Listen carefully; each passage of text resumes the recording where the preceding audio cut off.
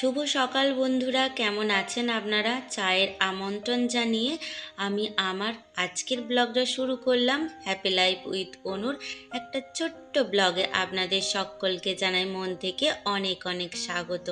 কেমন আছেন আপনারা? আজ হলো রোববার আর দিনটা ছিল শয়ন একাদশী।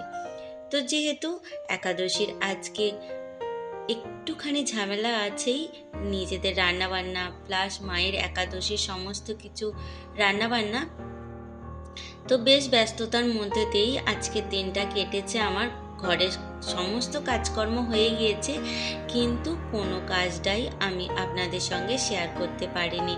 আর এখানে বিভিন্ন কালারের ফুল ফুটেছিল, সেটাই শেয়ার করলাম।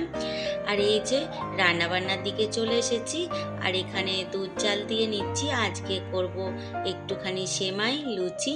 আর চলুন না কে কী আছে আপনাদের সঙ্গে শেয়ার করি। আসলে মধ্যবিত্তের লাঞ্চ মেনুতে আজকে বিশেষ কিছু নেই, আপনাদের দাদা ভাইয়ের জন্য ভাত তরকারি হয়ে গিয়েছে। আর এটা হলো একাদশীর খাবারের আয়োজন। আসলে মায়ের শরীরটা খুব ভালো থাকে না যে মা ফলমূল বা উপোস করে থাকতে পারবে, তাই লুচি পরোটা এইসব করে দিই, খাওয়া দাওয়া করেই থাকি। আসলে শরীর আগে, অবশ্যই ঈশ্বর আছেন, ঈশ্বরকে মানতে হবে, কিন্তু নিজের শরীর বুঝে সেটা চলতে হবে।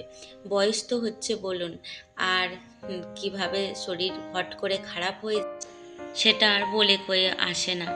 তবে আমার ছেলে বলে যে তোমাকে একদমই উপোস করতে হবে না কোনো কিছুতেই।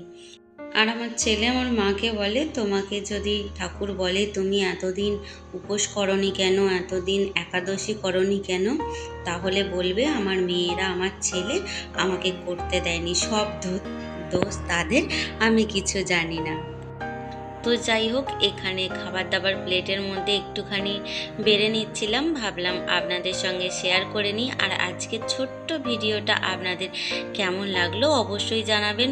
ভালো লাগলে পাশে থাক, লাইক সাবস্ক্রাইব করে আমার জার্নিটা একটুখানি সহজ করে দেবেন। যাই হোক, সকলের মঙ্গল কামনা চেয়ে আজকের মতো বিদায় নিলাম। দেখা হবে আবার কালকে।